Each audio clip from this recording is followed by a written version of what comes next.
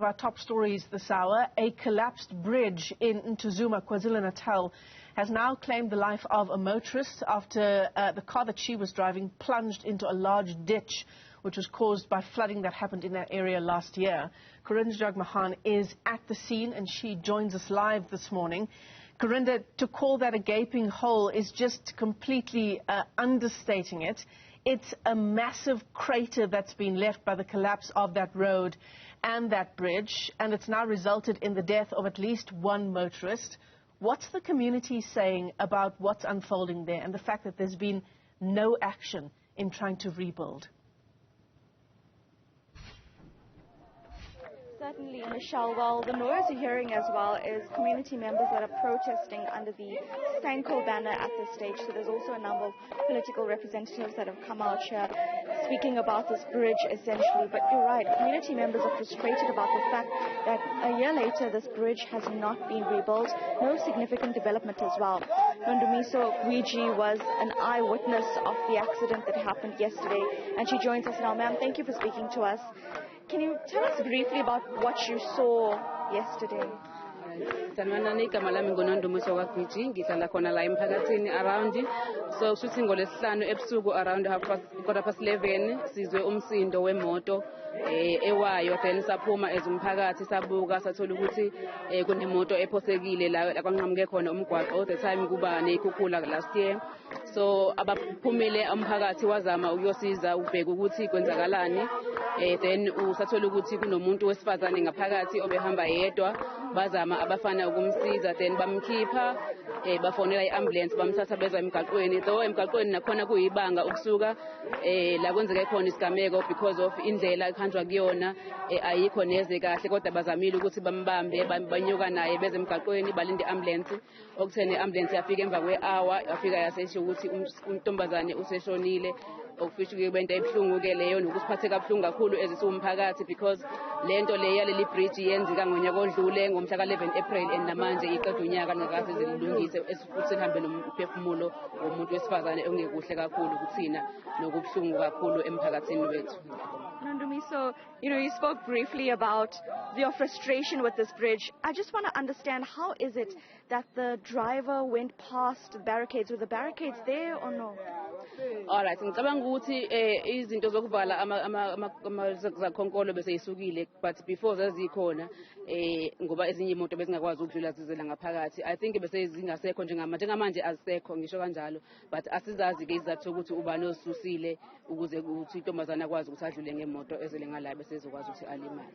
Ma'am, how has it been for you for the past year without this bridge here? The frustrations you've had, the community?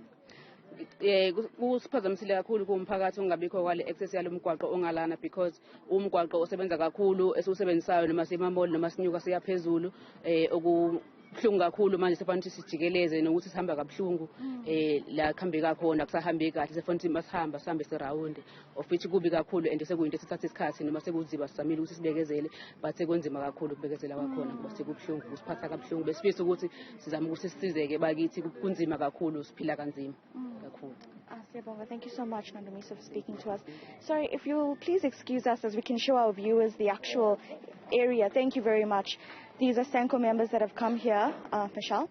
But what Nondumiso is saying at this point is the difficulties that she's had, or the community has had, with this bridge not being built for a year now. Significant time has passed, no developments here, and one woman died yesterday. Of course, there are various allegations of whether the barricades were removed or not, but ultimately you can see in the end that's where her car plunged off the embankment. Michelle, like you mentioned, it's a massive crater almost that's been left here. Similar instances across Durban where there are some parts of infrastructure, yes, that have been rebuilt, but still there are others that have not, and this is the repercussions that we see on the ground. So, Karinda, you've been there now for a few hours this morning. It's really disturbing to see that spot there behind you where that vehicle plunged into that crater, that one motorist killed in that incident. But what's being said now about what the plan is now? A year has elapsed. It's an obvious hazard. It's a danger to that community. What happens next? Well, that's of course an answer that needs to be given by the eThekwini municipality or SANRAL, which ultimately either department would be in charge of rebuilding these roads. And it's certainly something that you'll see the community members around me are trying to raise with the relative authorities. Now, what must be noticed is here we have SENCO members, but also there are members of the EFF too.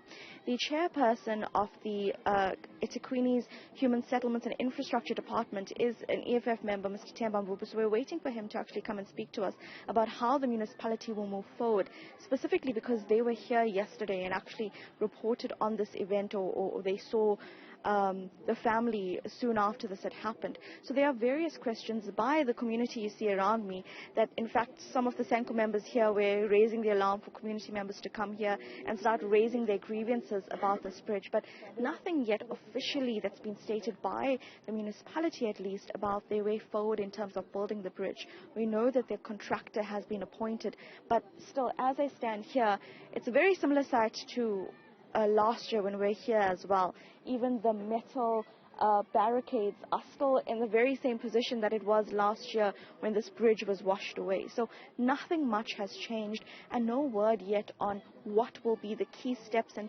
timelines on when this bridge will be rebuilt. I'll remind you that even north of Durban, there's a bridge there called the M4 bridge between the Tongaat area and Belito area that's also been damaged. It's caved in, and a year on, nothing has been done there. So in both sides, we see there's a major issue of infrastructure that is still damaged, and no timeline seemingly on when this will be rebuilt. Yeah, and in the meantime, one person now has already died as a direct result of this inaction by the eThekwini municipality. Karinda Jagmohan is live to us there on the scene. Karinda, you'll keep us up to speed as that story unfolds. But one thing is certain, we do need to get answers on what the plan is in that particular area in Ntuzuma.